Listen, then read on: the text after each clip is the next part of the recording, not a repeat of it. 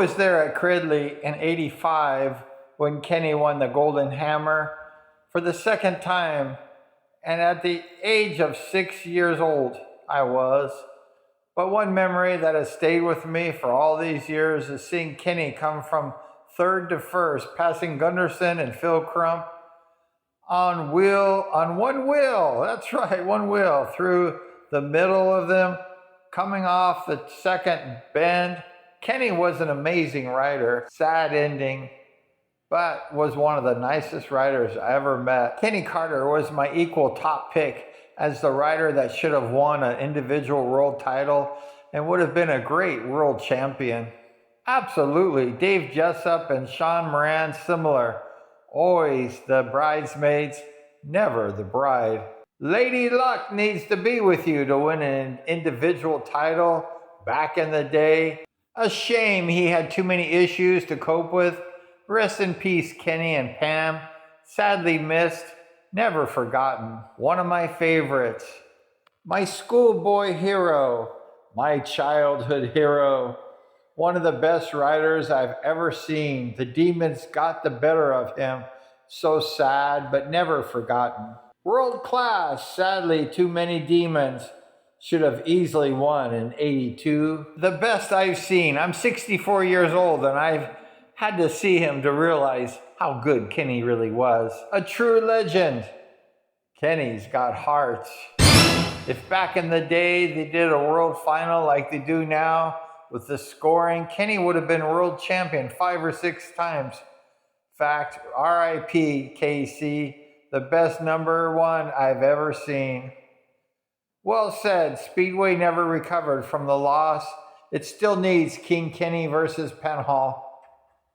Best rider I've ever saw by a country mile, winning the '84 British final with a broken leg. Unbelievable. King Kenny. My teenage years were spent at the Speedway, and Kenny was definitely the best. Great picture and hearts of Kenny. Very sad, R.I.P. I remember him riding the race in the interval in his teens, quickly winning by a distance every week, stepping up from the reserve role to the team, then shot up to being number 1 amongst his team riders. Ian Cartwright, quickly fearless with opposition like Peter Collins, Ivan Major, Ole Olsen. Talents like Kenny are exceptionally rare. Watching a young man rise to the sport, being a superstar and all ending in his prime. Rest in peace, King Kenny. He had the world at his feet. I never met him, but I used to go to the Shea and watch him with my dad. I was about 12.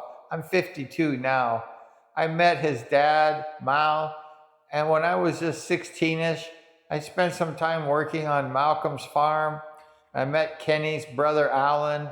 He was in the road racing at the time. Wonder how and where Alan is these days. It was about 6 months after Kenny left the planet. How in the hell did he not win a world championship?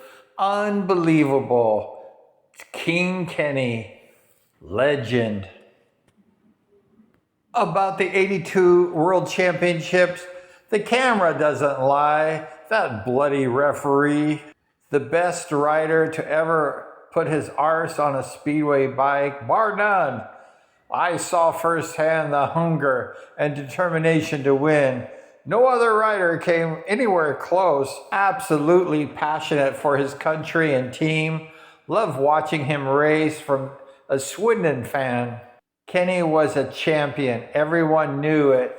Kenny Carter, skillful and determined, seemed fearless in a dangerous sport. You see, Pete, he would have surely won a world championship if it wasn't for another rider. I was at his gravesite 3 weeks ago. So sad. Excuse me, Darren. I'm a big KC fan. Where is he buried?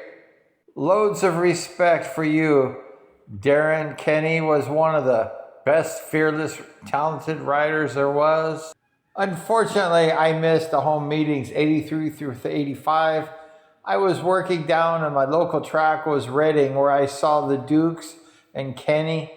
He had a shocker that night. I remember he and his equipment was stolen, and it was on borrowed equipment.